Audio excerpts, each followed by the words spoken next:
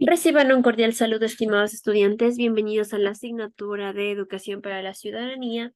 En esta ocasión nos vamos a enfocar en desarrollar el tema denominado La democracia en Ecuador desde un Estado excluyente de 1830 hasta el Estado plurinacional que se da en el año de 2008.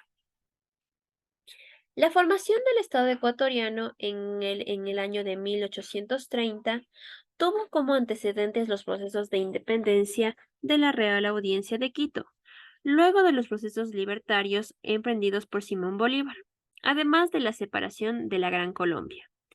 Es allí en donde se da el inicio a un proyecto autónomo de conformación del Estado ecuatoriano, en donde eligieron como representantes de gobierno a miembros políticos que eran una minoría. La clase criolla estaba conformada por terratenientes, dueños de tierras, bienes, quienes em, subordinaron a grupos como artesanos, pequeños propietarios, indígenas, cholos, montubios y afrodescendientes, que eran la mayoría de los habitantes del país. Los primeros les impidieron a los otros el acceso a los espacios de poder. Ellos reprodujeron las prácticas de maltrato, discriminación, sometimiento y dominio que antes habían practicado los españoles. En la Constitución de 1830 se vincula el derecho de la ciudadanía exclusivamente a la élite y se negaba expresamente este derecho a las personas que estuvieran bajo la subjeción de otras, como los trabajadores domésticos o agrícolas, que eran los más pobres. La mayoría de la población también era lo cual. Ellos no eran ciudadanos, por lo tanto, no tenían derechos ni civiles ni políticos. Esta situación continuó a lo largo del siglo XIX, con el imperio y el dominio de los criollos y mestizos con dinero, que eran los únicos que eran considerados ciudadanos en aquella época. A fines de aquel siglo, el modelo de Estado latifundista entró en crisis debido al crecimiento de las explotaciones de café, cacao en la costa y el surgimiento de una nueva clase social denominada la burguesía, comercial, bancaria y agrícola, que había adquirido el poder económico y pugnaba por alcanzar el poder político, cuestionado en el modelo del Estado latifundista imperante.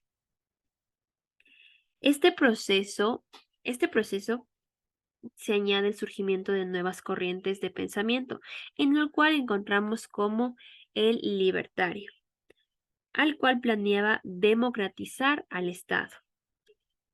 La Revolución Liberal, la cual se dio en el año de 1895, se instauró en un modelo de Estado moderno, democrático y sobre todo laico, es decir, que no tenga religión oficial.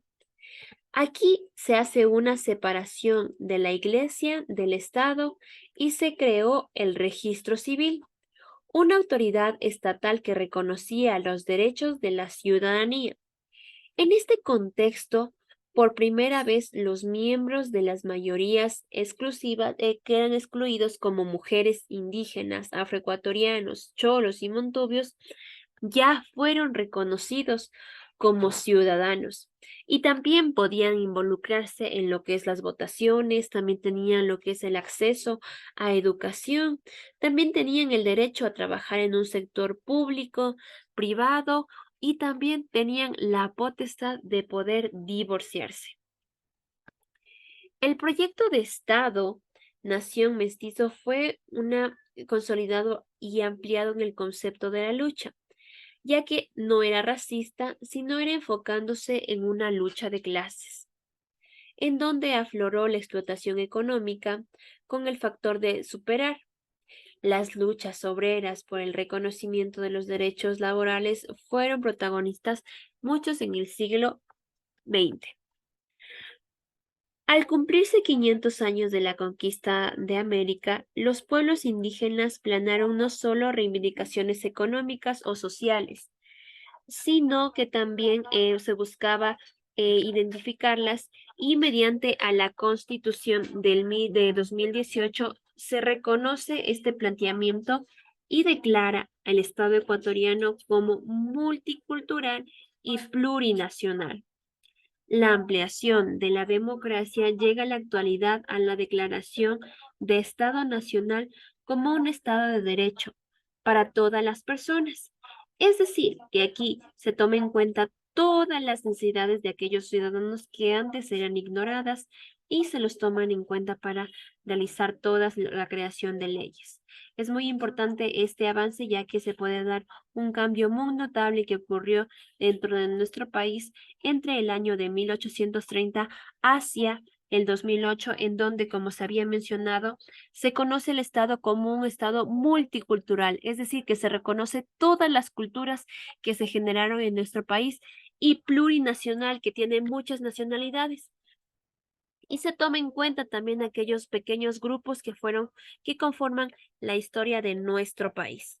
Es con donde tenemos aquí también que uno de los mayores representantes de lo que fue la revolución liberal fue Eloy Alfaro, los cuales le costó su vida la democratización al país debido a que no estaban de acuerdo con las ideologías que él planteaba. El quitarle el derecho a la iglesia de tener, de gobernar y sobre todo tener el poderío de la educación fue algo que molestó totalmente a toda la población, debido a que la iglesia era la que gobernaba la mayor parte.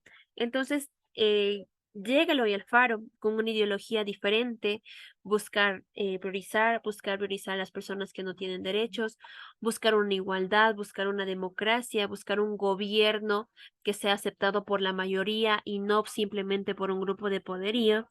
Entonces, lo cual hace que la población en general que, que tenía el poder tenga varios conflictos y le cueste la vida a Eloy Alfaro por querer tener la democracia. Entonces, es gracias a Eloy Alfaro que nosotros podemos tener una democracia en nuestro país. Eso ha sido todo por el tema de hoy. Espero que se encuentren bien. Hasta luego.